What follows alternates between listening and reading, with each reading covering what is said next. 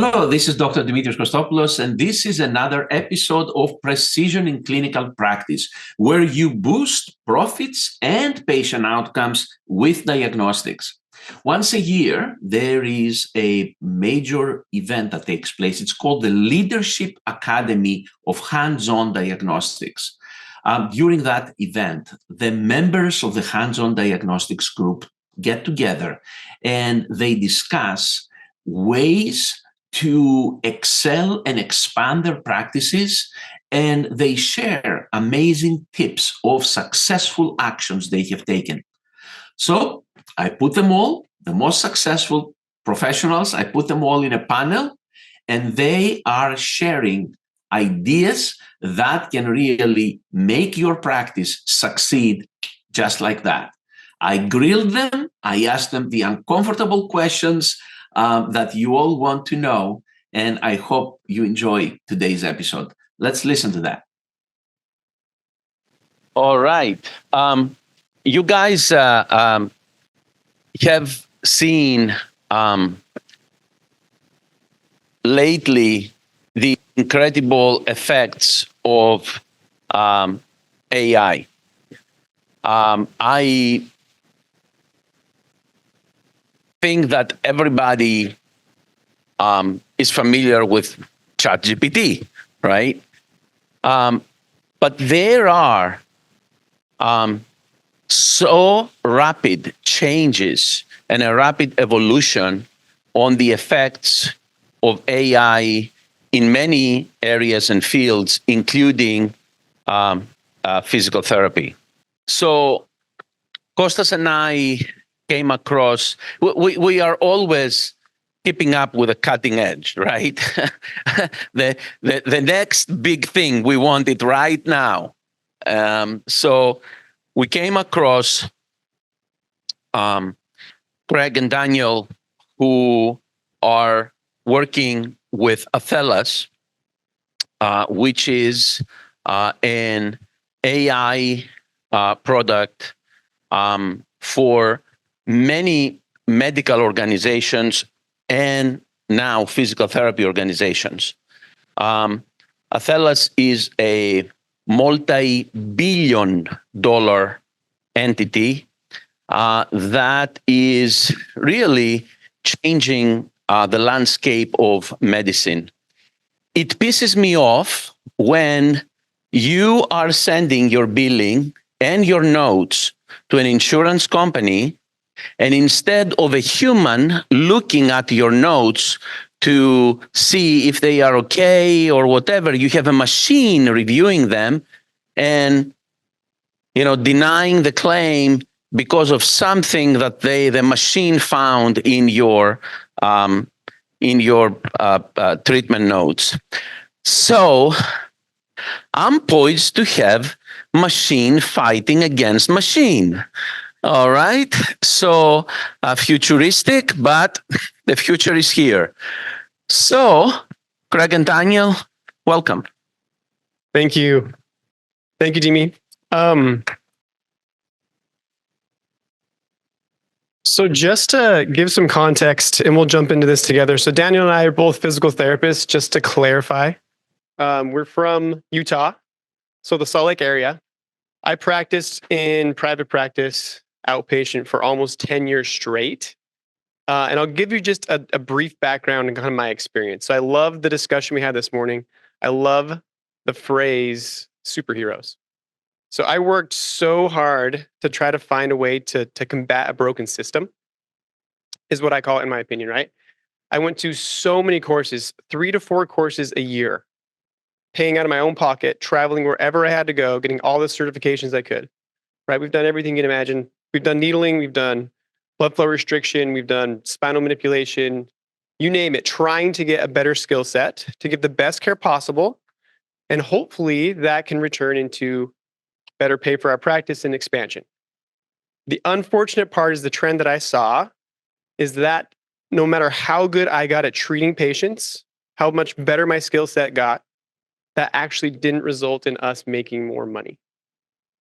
And that was really hard for us to really want to do this anymore, right? Then the only other option I had, and we'll walk through this, is just to see a higher volume? And then do I have the time to use the skill set that I've gained day to day, or am I just getting people through the clinic as fast as I could? Right. And then on the back end, if I'm seeing a higher volume, I go home at night, I have 3 little kids, I try to get them to bed, and then I'm documenting 2 to 3 hours a night. And so it's this rat race of trying to work towards something that actually isn't fulfilling any of the purpose or meaning that I thought I had going into physical therapy in the first place. Right. So when you guys say superhero, I think the greatest differentiator, in my personal opinion, is that you can go get the certification. You can do the test retest, which is what I literally tell every student I take in the clinic, I test retest. But then you actually get paid more for what you learn. Right. And how else can you really improve your payment through an additional skill set and training besides getting reimbursed for a different code that no one else can bill in our profession? Like that is literally a superpower for a superhero. Right. So that's super exciting to me. I was this close to joining all of you on this journey with Bart, actually. So close. We were discussing like these final stages of if I would open a clinic in Utah. Bart would train us, right? I would join his practice. We would expand down into the northern part of Utah. And I would do all of this training with all of you now. And I would just be sitting in a different seat than I would be in today, right? Now that path took a slight turn when my wife went back to school and became a nurse practitioner. So 2 full-time providers in one family with little kids is challenging. So I found AELAS instead, and I can help our profession in a different way. But I just want to reemphasize that, like, I've been in your shoes, I know where you're at, and I want to do anything possible as a provider to help make the day-to-day better for each of you, just like I tried to do for myself. Okay. So that's some of my background. Daniel, do you want to give a little intro as well? Yeah. So my name is Daniel. I'm a PT. Greg was actually my last clinical instructor in school. So when he switched over to AELAS, he got permission to hire out other providers, and I was one of the first ones he called. And the reason I made the jump from full-time practice is, I don't know if you guys have heard, but like reimbursements are getting terrible, and we were going to go over numbers today, but it seemed like all the presentations did that job for us. So great news is we can spend a little bit more time just showing you how it works. But the reason I jumped is because when I got into practice and started as a salary PT, right? When you're a salary PT, you don't care about the numbers, right? You go in, you get a few cancels today, you're like, yes, less paperwork, right? When you get more into an ownership role, and I eventually got into more of a leadership role at the company, you start to say, oh crap, I have cancels today, right? And so in our practice experienced probably a 22% increase in overhead costs in 2021, whether it be through inflation or the cost of our rent or the cost of employees, right? And I started to see, like many of you guys have said all along, right, the trend in our industry is not a positive one, right? If reimbursements and profits continue to go like this, and the cost of doing business keeps going like this, there's going to be a breaking point. And so what I did is Greg came and talked to me and said, hey, we're using some AI technology to kind of help this. And me being a big nerd, right, jumped right in and found some pretty fascinating things that we're excited to show with you today. So again, we're not going to go over the numbers. This is literally the same message that every presenter has gone through today, right? So just recapping this, okay? But again, decreasing reimbursement, costs increase, margins are thin, right? And then the documentation is not my favorite part of being a provider, okay? So basically, go to the next slide, Daniel. This is, again, going back to my story, right? I had 3 options, okay? Number 1 was I could see more patients, which I did. I increased the volume significantly. I had 1 aide, I hired a PTA. I won't tell you the exact numbers, but we could see a fair amount of patients in a day while still trying to give the best possible care. But I worked a lot of hours. Okay. I mean, a ton of hours. I started doing stuff on the side. I started doing athlete-based work. We worked with volleyball clubs for cash, but then I'd travel all my nights and weekends were with them. All my days were in the clinic. I barely saw my kids. And then I documented all the time. Okay. So I tried this first one. Next one, again, obviously this is eventually what happened, right? You can change fields. The alarming part of that is the numbers that I'll show you today, right, through a report, is that 9% is the turnover rate in PT right now. Okay. Now that's compared to about 3% in other medical specialties. So we're 3 times greater chance in rehab specifically of wanting to switch careers, which is concerning, right? And then lastly, which is a combination of these two, which again is why I went to AELAS, is what if the margins are thin, but we don't necessarily have to increase our patient volume, but we can still make more money and increase that margin? Okay, one way is obviously diagnostics. For sure, I'm a believer. Like Daniel and I are joking, like maybe we'll just make AELAS pay for us to go through the training and we'll do it anyway, just because we're so excited about what this is, right? And even if we're not going to treat full time. But can you use AI and technology, machine learning, to make sure on the back end you're optimizing every cent possible without having to continuously hire more and more admin and then play that game of a revolving door that's gotten really hard post-COVID? Okay, so that's what we'll walk you through just briefly here. To the next one. Okay. So who's familiar with the concept of AI? Yeah. Okay. So a acronym that you guys should all know is an LLM. That's really the technology behind AI, and it's called a large language model, right? And so a large language model, if I'm going to describe it in how I understand it, is it's a special algorithm that can process large amounts of data and then answer questions or perform tasks that a layperson would understand. So basically, I can talk to it like a human. It can process the data and either perform a task that I ask it to, whether it to be create an image, create a spreadsheet for me, get this data for me, and it can do it in a matter of seconds. Something that humans would take hours and hours and hours to do. So let's paint a little picture here. There's an article that was released in March of earlier last year that talked about how Cigna has started to use an AI to deny claims. Okay, has anyone seen this? If you haven't seen this, it's by ProPublica. You can look it up online. My favorite part of the article, which is also the part that makes me want to cry, right, is over a period of 2 months last year, Cigna doctors were able to deny over 300,000 claims in a period of 2 months using this method. And they only spend an average of 1.2 seconds per claim, right?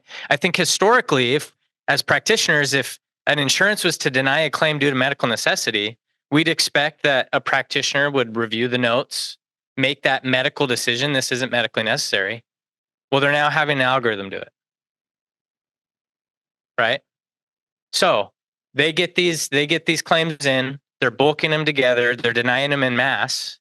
And how many of those 300,000 claims are ever resubmitted? 5%, right?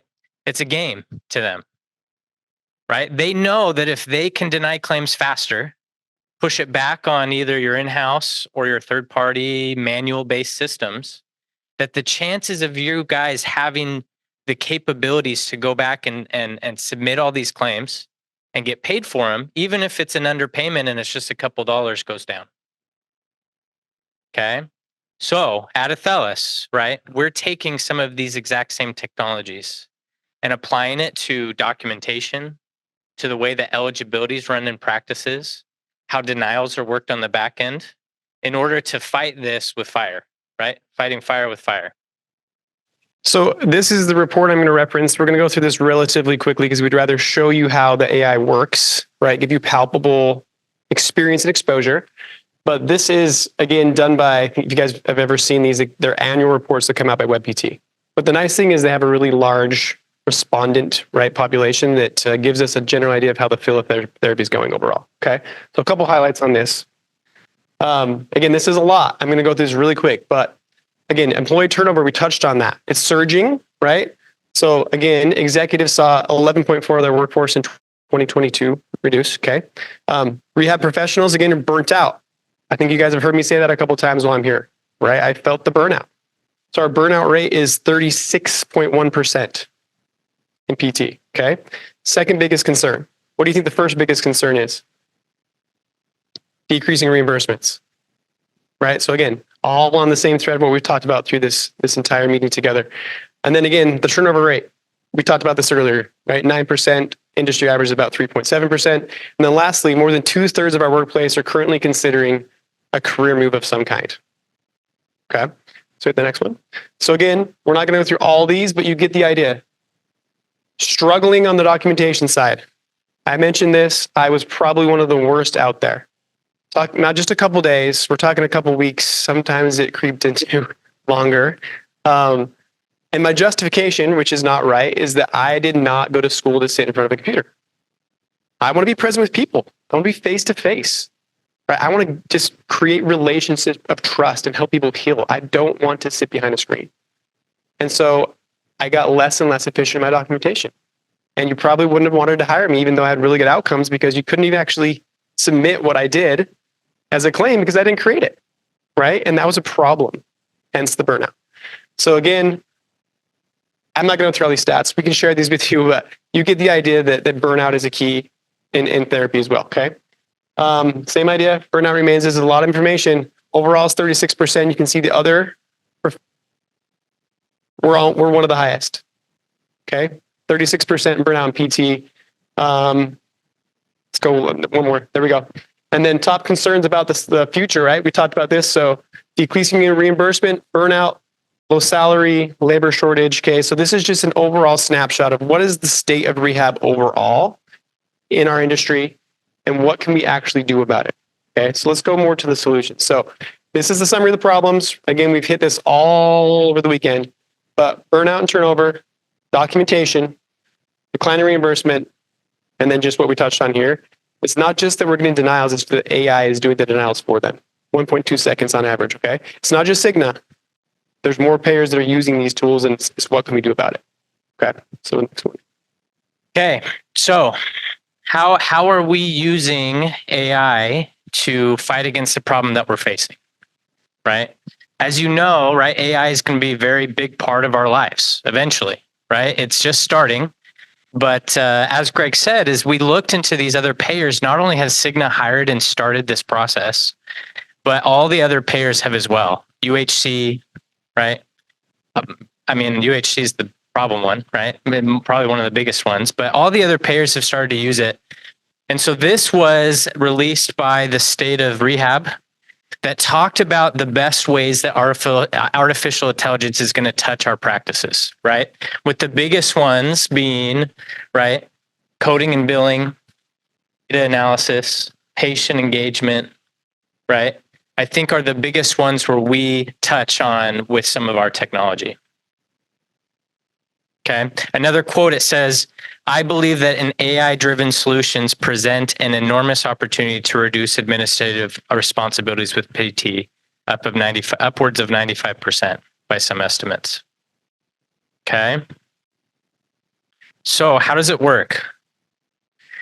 So what we did is we took the entire billing process or the patient model, right? From registration to charge capturing, all the way to claim submission, denial management, and reconciliation.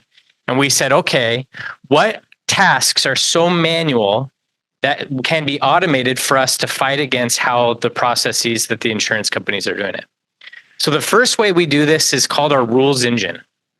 Okay, so our rules engine is essentially what I like to think of as like a brain for your specific practice. Okay. All of the billing rules that you guys have generated over the years or that other practices have generated in your area or across the country can be downloaded into what I like to think of as the intellectual property. And the great thing about this is as it extracts data, or as your therapist finish coding, it can make sure that every claim goes out clean the first time. Right? Now, that's not necessarily unique to this software. Right? Every software has some kind of rules, right? You guys know if you look in, you can put in rules. What's beautiful is the way that this machine learns. Okay. So we were able to plug into some of the payer portals in order to find out the reasons for why a claim was denied faster than a human can do it. In fact, if we have a meeting sometime later than now, I can show you a video that allows us to do almost 140 hours of manual tasks in 6 seconds, right? So who can tell me if a denial was to come through Why is it important to find the reason for the denial faster than potentially waiting 140 hours? Stop making the mistake. Perfect. Turn it around faster, right?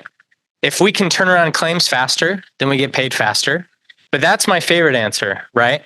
If we're able to find the reason for the denial faster, then we can stop it from continuing to happen. It's just like in PT, right? Is it better to see the patient early in the rehab or after they've gone through multiple surgeries and never got diagnostic testing and now they're all scar tissued up and retiring from a great career? So if we can use this technology to turn around claims faster, we prevent those denials from ever happening. Okay. Now, what about if denials do get through? Okay. So just like the payers have the ability to have AI read claims, right, and deny them in bulk, so can our software look at claims and bunch them together for denial reasons. Okay. So a lot of times a billing company that's manual based will have to go to one denial, go find out the reason for the denial, then fix the denial, right? Then they go to the next one. Denial, reason, fix. Denial, reason, fix, right? With this software, we're able to combine all the like denials together and bulk fix them with one click of a button. Okay? Again, going back to the term, how do we fight that fire with this fire? Okay? And then lastly, our eligibility process, right? So if we're able to find out at the time of service, the patient calls, you can type in a few things and check their eligibility in just a couple seconds. You can tell them on their phone what they're going to owe, what their benefits are, and then we check them with every single visit. So as soon as a patient's insurance lapse, as soon as they hit their deductible, as soon as they hit their out-of-pocket max, we know it and we're calculating it for you. Okay? Any questions about that process before we go into the documentation side? No, perfect. So if a Humana patient walks in our office, how, in terms of eligibility, what data is provided? Yeah. So basically the way the technology works is it's an integration with the payer portals, right? And so if that payer, like Humana, is connected to the portals that we use, which again, the biggest portals, Availity, Waystar, Meridian, all the main portals, right? Basically what we can do is ping the portal, extract all data from that payer and post it into our platform for you, visit to visit to visit, with as much updated information as possible. Right. So the exception is if there's not a portal available, if it's a small nuanced payer in a region that doesn't have portal access, it won't touch that. Right. But in that example with a common payer, a common commercial payer like Humana, we just extract the data. We actually have a mini rules engine built around the eligibility process that we can customize per region and specialty. That pings the portal, extracts, for example, visit limit, again, deductible amount met, co-insurance, whatever it may be, secondary insurance, and then puts all that data in the platform for your front desk to know, and then calculates exactly how much you should collect upfront before that visit occurs. So, great. Yep. You mean to tell me that if I have a physical therapy company, right, and a separate diagnostic testing company, my diagnostic testing company is out of network. But when the patient arrived in the practice, they had such a high deductible that it would not make sense to get them do their diagnostic testing out of network. As the patient is progressing with their care, they go and they see other physicians for whatever other reason. All of a sudden, I'm sitting in front of my computer and I get some sort of message, or I look for it that tells me that, hey, by the way, in the past 2 weeks that you see this patient for physical therapy, the patient has met or is very close to meet their deductible. And then I can make a decision to, when I perform the diagnostic testing, to bill that patient for my out-of-network company so I can get a much higher reimbursement without me having to call or search or spend hours on the phone. Correct. Yeah. So accurate. Remember, it's what the portal is saying. So if the portal is updated with that information, Sometimes, again, if it's from another, like you say the deductible was met because they went to another provider, especially that had surgery or something like that, we can't control how quickly that data is posted onto the portal, right? So what we're doing is extracting data from the portal and putting it right there. But again, it's done visit to visit to visit. So the chances of it getting more accurate and updated are much higher. But there's also things, because we aren't the payers, we don't make the rules, they're out of our control.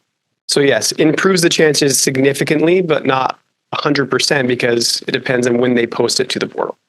That makes sense. Yeah. So these portals are notoriously inaccurate because we can do it now online, but it's half the time or probably more than that, it's wrong. So we're still on the phone a lot of times with the insurance companies because we know that the online verification is wrong. So we try to get the answer the right way, via phone, which is still not always the right way anyway. But does AI help in that process, or are you guys only relying on the portal? It's a great question. So there's two things on that one that I can answer is add into Daniel. So number one is that rules engine that we said we built around actually extracting data from portals. So for example, when you go on there, it only shows you a certain amount of information for that specific payer on whatever portal you're going to. When we actually create the coding to extract data, we can try to query and gather more than it shows just on the front page of that portal when you guys log on. And so it sometimes gives us more access to, like, for example, like a visit limit, right? Or deductible amount met, or vice versa, the things that are important in therapy. And so what we do is we take all the data from these other practices. And again, right now, PT is the most common practice specialty we work with. Okay. And we say, hey, what are the custom forms or fields you need for your primary payers in order to be able to make that decision without making a phone call? And then we get it. If we can get it, great, we're done. If we don't, we have a team that backs up our AI. We can make some of those phone calls and say, hey, can we get more access to information on the portal? Or can we get a really accurate first glimpse, which then automatically will calculate what's going on as they update the portal, right? Because usually if you're doing the phone calls, it's just the initial eval. With us, we're still going to do it every single visit. So as long as it's accurate the first time, the trailing visit numbers are all accurate as well. Okay, so again, we have to work within the limits of the broken system that I referenced, right? But as much as we can, we're constantly refining the process to make it more and more accurate and just less laborious for staff members and phone calls. If you have, somebody that's all they're doing is off and bends. With this system, say that 40-hour, week, what would that cut that person down to? It's a fair question. So the first thing I'll say is it's your choice as a practice owner to reallocate, if you choose, right, the number of hours. So you say 40 hours. It's not going to do 100% of eligibility because there are going to be exceptions to our rule, right? We'll give you a list of hundreds of payers that it will check. There's going to be some nuance there where you're still going to have a little bit of work for that person for sure. But the majority of that job from an eligibility standpoint will be eliminated, but not auth. Yeah, eligibility. Because again, the auth process, same thing. The auth process it's broken, right? Like again, we've tried to automate that. We're continuing to work on it. But if we do a phone call system on our end, it depends on who answers the phone. And they give us different information every time we call, and then we're held accountable for it being inaccurate, right? And so auth is its own beast again that we're constantly working on. But right now, from an eligibility standpoint, the majority of that person's 40 hours would be would be taken away. How quick is the data available in the system from an eligibility standpoint? So the way it works is we create an integration with the EHR to where we can extract all appointment data and we pull it into our platform so we can format it correctly. Okay. And then what we do 2 to 3 days in advance before the patient comes in, because usually it's the initial eval, right, is we'll ping the portals and display the data. So it's ready to go before the patient shows up. If you have like a same day walk-in, for example, you have the ability to just enter in the demographic and insurance information of that patient into the platform, click one button and you'll get a live update. So instead of logging into a portal separately, doing a 2-step authentication, hopefully getting the right information, then manually transferring it over, it'll automatically just show up on the spot. The last thing I want to say that I missed about some of the ways that we're able to handle denials, right? And I think this is the really important part of how we use the AI, is that when a denial comes back, right? Finding out the reason for the denial is probably the most difficult time-consuming thing. So what we've done is around this LLM technology, we've built a database where we've downloaded upwards of 60,000 pages of policy data, along with the record of every denial that our company or the companies we worked with have fixed in the past.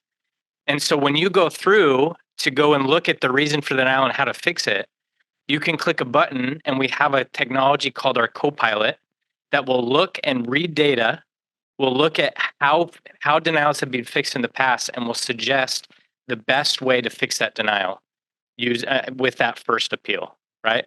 And what that does is it allows us to correct multiple denials quickly. It allows us to reference how other companies have fixed denials in the past so that we get a very, very clean first pass rate. Okay, so if you'd like to learn more, we can meet with you and actually show you how the demos work on the back end instead of just talking concepts. But real quick before we run, we wanted to show you our documentation technology. Again, because I'm notorious for being a terrible documenter, I'm very excited about this. And then one more thing I'd add to Daniel's point is once the denial Copilot runs, it automatically creates a new rule in that rules engine that he referenced that says this same mistake cannot be repeated. Okay, and so if it's the same denial cause that comes through again, the rule catches it, the adjustments made to the claim, it's not allowed to be sent out until the correction's made. So you're not doing repeat, right? Same denial reasons over and over again, like we heard them come over here, okay? So this technology, which we'll try to demo a little bit for you, it's a drop down, it's called Scribe, okay? And so imagine that I think these most powerful use cases is an eval, but you can use it for any type of note. Okay, so take all your templates you've built for any type of note you want. A daily note, progress note, re-eval, eval, whatever it may be. Body region specific, diagnostic, right? We're going to work specifically on that as well. You can upload all of that into the background here. Okay, so Scribe is an LLM, just like Daniel said, a large language model technology. Okay, so in the back end, you upload whatever you want, as well as you can custom format how you want the note to be created. You can say, I want it to add a table with short and long-term goals in this format, and we'll do it every single time. You can say, rewrite my note, but talk like this, and we'll do it, right? You can literally have it create your documentation so it looks and feels as most specific like you as possible, and it will never create the same note twice, ever. That's a good idea. We'll throw that on the list. Yeah, for sure. So basically, to again, walk you through a scenario. So you walk into an initial eval, you're in a treatment room, okay? It's one-on-one with the patient. You have one of three options. You have your watch, you have your phone, or you have your laptop. You walk in, and again, it's not showing on this one, but you can actually sync your schedule into Scribe as well. So you'll have your entire schedule for the day displayed. You click on the patient you're evaling. There's a microphone. You push the microphone, you put your computer away, and you just talk to the patient.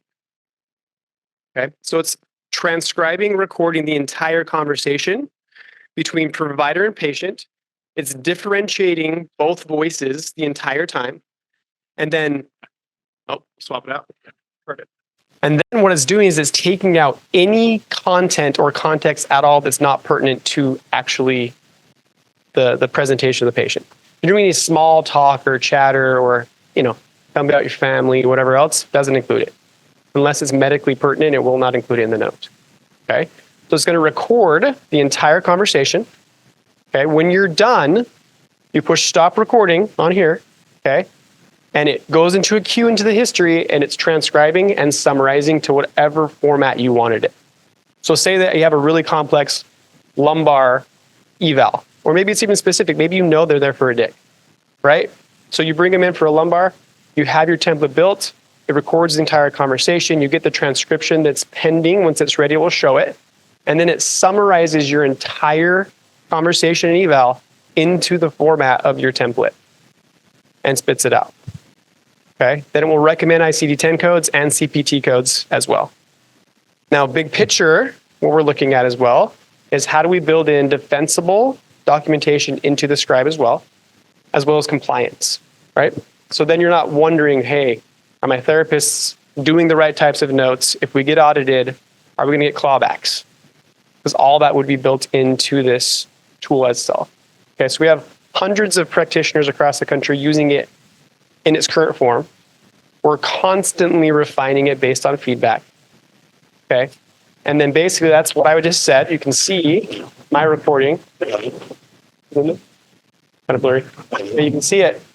And obviously this has nothing to do with an actual eval, but that's my transcription right there.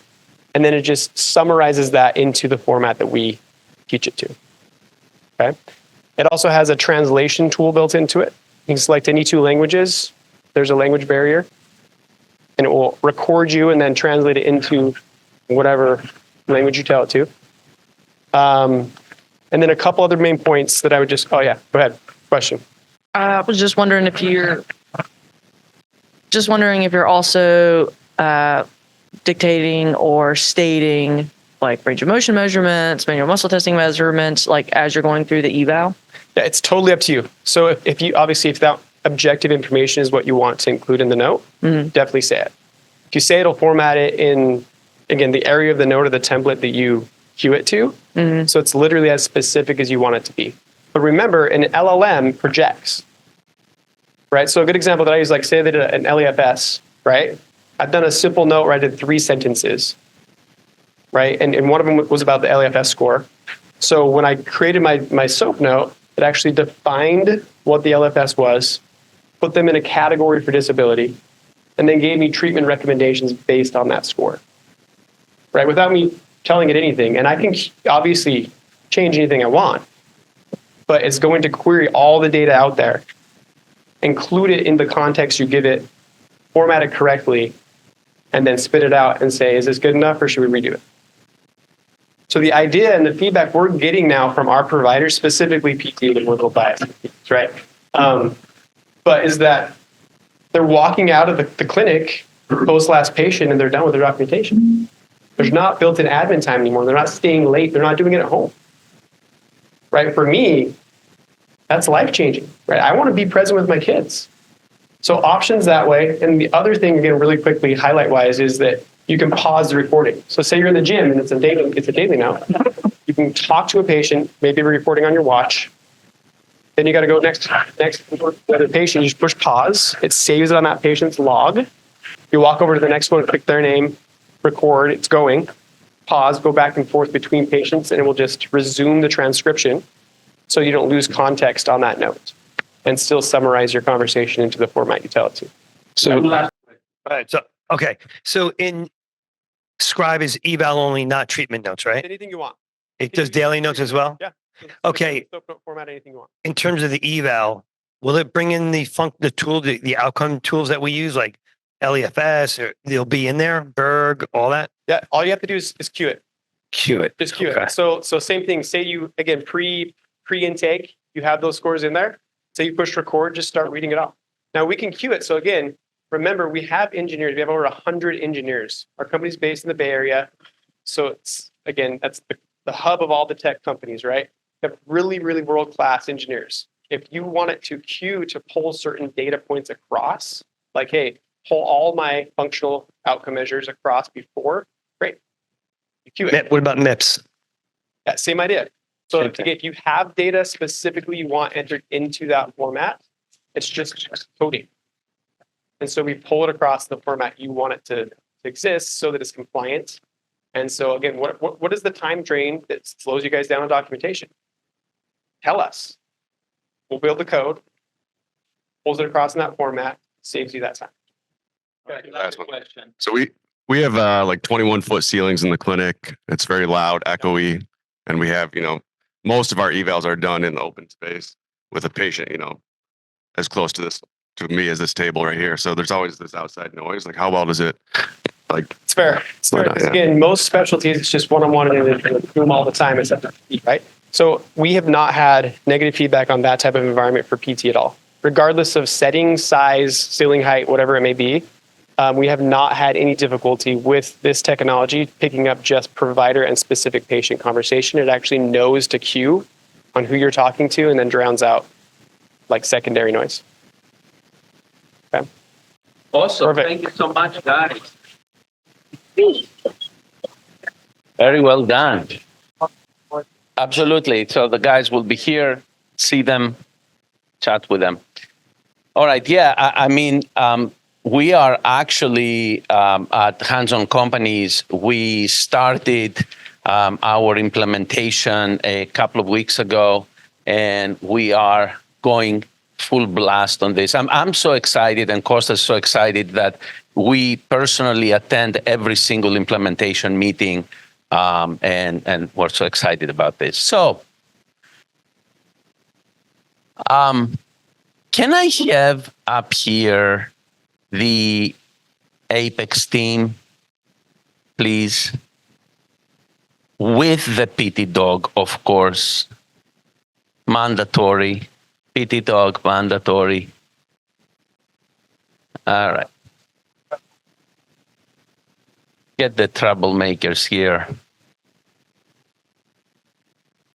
PT dog, please come. Enter the stage. Right here. Of course, he listens to Mama more than Papa. Of course. So, obviously, thank you guys very, very much for your hospitality here, and for what you are doing for HADS. However, what you guys are doing approximates, in our viewpoint, what should be considered in this profession and any profession as ideal. And why I'm saying that? I'm saying that because things that you do, they don't stop in your inner circle of doing things for Angie, or doing things for Joe, or doing things for the group. They go in a much, much greater circle, the circle of your community, the circle of the country, and believe it or not, your butterfly effect is reverberating somewhere around the world. You are making a huge, huge difference, which results are very visible right now, and they will be becoming more and more visible in the future. You throw that pebble, and that energy wave expands and reaches and causes wonderful things all across this planet. And for those who believe beyond too. Because the more beings you are able to keep away from drugs, that alone has a huge, huge effect. So, on behalf of HADS, we are going to give to Apex today an award that has never been given to any other member of the organization. And this is the Ideal Organization Award. So congratulations, guys. Oh,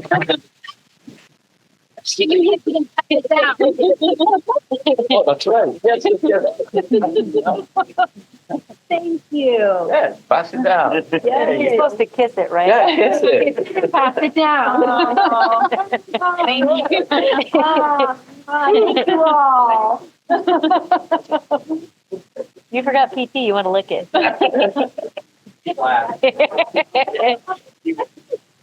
Yeah. Awesome.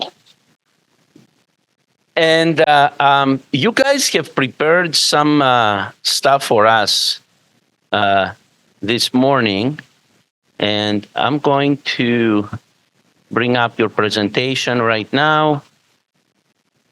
And yes, we've started receiving your requests to be part of the radiculopathy study. Keep them coming, and we'll add you in the list. Goodness, it's amazing. I mean, I'm opening my emails, and both Both Biden and Trump are trying to reach me this morning. They both want money. I wonder why. All right, guys. Well, I think this is the kind of the conclusion of leadership. So I figured that what better to talk about today than on the heels of John yesterday, but to talk about some things in leadership. All right. So I would like to start off by reminding us of the quotes that we started the presentation with yesterday. And we heard Dr. Nielsen talk about if the size of your dreams don't scare you, they're not big enough. So I'm not sure if you guys have had a little bit of time over this weekend to be thinking about those dreams and what that looks like, potentially how scary that is. I'm just going to ask my team to maybe share theirs for a second here on what that dream is that's big enough that it scares them, and maybe ask for a few shares from the audience. I always thought that Joe was crazy when he did the ultrasound and the EMG at the same time. So it scares me, but I know what I have to start next. I have to finish this fellowship in ultrasound, and then I have to do EMG, and it's not going to be easy, but I got to join the Giants. So this year is really exciting because I'm stepping into really, really big shoes. So stepped into the vice president of operations. And so I've been doing some training with Angie, and like our first sit down, she was like, so how are you feeling? How's this going? I was like, I'm terrified. Like I am really scared. And this was coming off of the symposium. So I then connected it and was like, but that's great because it's my dream. This is my dream. And it's scaring the hell out of me. And so this is really exciting. So yeah. Yeah. Mine is absolutely that we're building a building. So we have the lot and we've signed and we're moving forward, and it scares the hell out of me because we're going to be it's going to be big size, and we're going to get rent, have tenants and stuff like that. But we feel like in the long run, like our collaboration with our community and have like-minded people in there as tenants, it's going to be huge for us, but scared as hell. If you don't know me, I'm Leo. This scares the hell out of me. Speaking to the public. It's like speaking in the little. Yeah, it's tough. So this is tenfold. So stepping into my my role this year is going to be different. We're really creating separate self-pay programs, and my dream and my goal is to grow it as fast as Apex has grown. So. What really scares me the most this year is that we've been tasked with changing over to an EMR system that provides just an insane amount of support to our clinical team, our patients. So really being able to increase my bandwidth to get that up and running gives me a little bit of anxiety. So that's my current stressor right now. Yeah. Big dreams, Jen. Give us a big dream that scares you. As you guys know, we've been open since late 2021. So it's been 2 clinics, 2 years. And our dream is to open a 3rd one this year down in St. Pete. Or is our dream. But then also, like for me personally, working on the business, not in the business. I have a hard time separating, especially with 3 clinics, being 3 places at once, and just making sure that I am being the best leader that I can for these guys. Okay. We will keep moving. Again, the size of your dreams. We already saw that one. Away we go. Okay. What is leadership? So our expert, I think we can all call him John, that was speaking yesterday, was talking about leadership. And, when I read this kind of definition or this phrase, I thought it was pretty fitting. Enabling groups of people to work together to accomplish what they couldn't do working individually. So I think that really piggybacks too on, right, the size of your dream should exceed your current capacity, right? Like, what can we do and accomplish that we couldn't necessarily do individually, right? Giants on top of giants, right? So in this sense, we can think about leadership as, again, something we do as opposed to something you are. So I thought that I would use the opportunity today, not that I claim to be an expert on leadership. I learned from the talk yesterday that there's a lot of looking inside me and looking in the mirror, a lot of work that I want to do personally for myself to better me and to in turn better these people that sit to the right and left, the front and back of me. But I thought I would share with you guys what our team has done and this amazing group of leaders and kind of what we have in place in Apex right now currently and kind of some of those things that have worked and we found successes in. So this was interesting. I was looking back at like how leadership has evolved more recently. And this again talks a little bit into what John was saying that, you know, in the past, leadership was much more of a management style, you know, back to like the traditional industrial economy where it was just maximizing value for shareholders. It's basically what you were if you were a leader, right? If we think of big industry, big company, you know, the leaders had three roles. They were planning, they were directing, and they were controlling.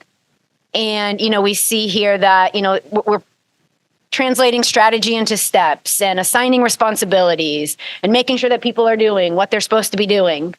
You know, kind of all of those things that we learned about from John yesterday, it's like kind of the opposite of what we really want to be doing as leaders. So this emerging new approach to leadership looks to us to really practice empathy and compassion, vulnerability, gratitude, self-awareness, and interestingly enough, self-care. We heard about those clarity breaks yesterday from John, right? Appreciation and support and creating that psychological safety. That was a big word too that we talked about, right? Creating that safe environment for our team. So some of the actions this includes is celebrating small steps along the way, celebrating the wins. That's something that I know as a leader, I want to continue to get better and better at. You know, my team, they're going to talk to you a little bit about some of the strategies that they use, and they're doing a great job at. And just continuing to reinforce the small things that are done fantastically every day that somehow we just seem to overlook because our brain is wired to look for, well, what are they doing wrong? Oh, we got to go fix the stuff they're doing wrong, as opposed to really celebrating the things that go right. So in this article I was reading, it talked about taking these 5 key roles, this being an executive, a planner, a director, a controller, and a boss, which is like the old school way of leadership, right? And how do we shift and go to this new style, this emerging style of leadership? And we can start with that executive role. So for all of us that are kind of in that CEO role, that person that's at the top of the company, talked about transitioning that role to be the visionary. The person in the company that provides that vision and that clear purpose. And so when John was talking yesterday, he was saying how, you know, part of our role is to establish kind of that foundation, right? Establish that little bit of structure. So our team has that bit of structure. They know a little bit of that role and responsibility, and then they have the reign. They have the ability to create and innovate. But when it comes to us, right, we can establish that bit of vision, that clear purpose. So moving on, I would like us to talk about purpose, vision statement, core values, and our USP.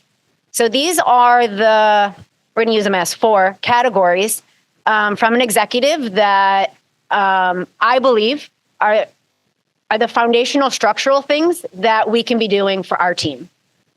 So we're going to start with purpose. Any one of you guys want to share your purpose? I was coming to interview with you as a new PT, and I said, what's your purpose? What would you tell me? As a company, ours as a whole is empowering you to live your best life. So whether it's each other, patients, as a group, that's our empowering you to live your best life. I love that. Awesome. Woo! That makes me excited. Anybody else? Bringing the light to our community to help its members revive and thrive. Ooh, bringing the light to our community to help its members revive and thrive. Awesome. Woo! Jen. I mean, ours said that in our name, be a catalyst. So be the agent of change. Oh, beautiful. Love it. Be the agent of change. Love it. Okay, good. Let's go. Purposes. And we actually trademarked this, making you better today for a healthy tomorrow. And we really, we kind of started that for patients, but it's really for everybody. So it's for our whole team, making all of them better today for a healthy tomorrow. And into the profession. Yeah, the whole thing. Yeah. Woo! I feel like God gave us a verse whenever we opened our clinic, which was John 10:10. I've come that you might have life and have it more abundantly. So that is our part of our mission statement, is to help people live the abundant life. Beautiful. All right, I'm looking at ours from our website actually right now. But our vision statement is to empower people to take control of their health so that they can function at their absolute best. And specifically, we say we achieve comebacks. It's our slogan for comebacks. Happy. There's we achieve comebacks. I love that. Good job. Where comebacks happen. Good job. Anybody else? That was awesome shares. Thank you guys so much. Some amazing purpose out there. That again, not only, Danica mentioned, not only that we bring to our team, but we bring to our community, we bring to our profession, we bring to, the ripple effect, the butterfly, right? So in purpose kind of also lies vision statement. So I know Simon Sinek, his ears have to be ringing because we've been talking about him all weekend. But if that's something that, knowing that purpose statement, or even the bigger part of your life, not even just in our companies, but a lot of us as CEOs, like, our purpose from our company also transcends into our life outside of the clinic as well. So really, if purpose is something you want to really work on more so and revisit ever, his book, Start With Why, is pretty amazing. He also has the TED Talk, How Great Leaders Inspire Action, one of the best TED Talks I've listened to as well. Have you guys seen the why, how, what, the golden circle there? And have seen that from Simon Sinek before? It's pretty awesome. So anyways, just a resource on looking at purpose. Okay, the next one. So vision statement. Anybody want to share a vision statement? And autonomy. Yeah. Say it one more time. Pioneering the advancement of better health and wellness through customer excellence, innovation, and autonomy. Yes. Again, there's a ton of intention that went into our vision statement. Is very intentional that the first word is pioneering. Better. Move better, live better, feel better. Betterment is, we feel, is a summitless peak. So that word was also placed there very intentionally. Health and wellness. Not only the rehabilitative side, but also the preventative side of what we can do for our community. And then the 3 cornerstones that Don said: innovation, autonomy, and excellence.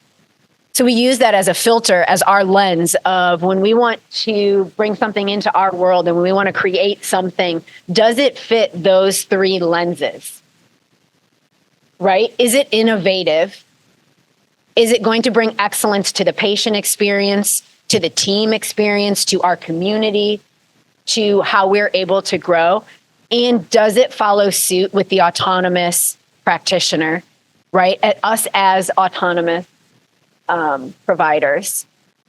Obviously, you can see that diagnostics was a huge win in all of these areas for us. Core values. You guys can see that ours are on the wall there. Core values are something that I would, again, I feel like from the CEO, this is the lens of setting the foundation of what's expected, what actions, what words are expected from your team. We talked about not necessarily always gauging on metrics, that we can over metrics things. And I'm one of those people that's guilty of it. I love my metrics. I love my dashboards and my graphs and all of that. But what we also want to make sure that we're doing is not telling somebody that, you know, you had 70 something visits or whatever it is, but commending them on their altruism because that soccer player who could only get here at 5:30 at night, you stayed and took time out of your schedule to see that soccer player and change their life. To me, that's what it's all about. I could care less if that was the 76th visit, right? If that was their metric for the week. So again, it's the actions and the behaviors, the language, the words that we use, the lens for how these guys can coach, right? And last but not least, I'm going to challenge you guys. Tell me if you have a unique selling proposition in your company. This is one thing that I feel like, especially with diagnostics as well as physical therapy, us being primary care providers, we need to put our message out to the community, to the consumer, that we want to come directly to us, why they should choose us. Not only why they should choose us as opposed to our competitor, another physical therapist, but why should they choose to come to us versus doing other things? Google, going to a different sort of specialty, buying Advil over the counter, doing nothing at all. Why should they choose to come to us? And so Dan Kennedy, who his book is Magnetic Marketing, this is where I learned about this. He says, without a significant and steady stream of people with whom you can exchange value for money, nothing else about your business matters. We want to change lives. You guys have a purpose that you guys all just told me you want to do that. But if we don't have a steady stream of those people getting to us, you guys can't fulfill your purpose, right? So why would somebody want to come and see you instead of the competition? So I challenge you all to. Well, I'll give it like an example, our example. So ours is we help athletes save time and get better faster. That message right there. And that's who I know to target when I'm doing my marketing, when I'm putting stuff out on social media, when I'm out in the community. It's simple as that.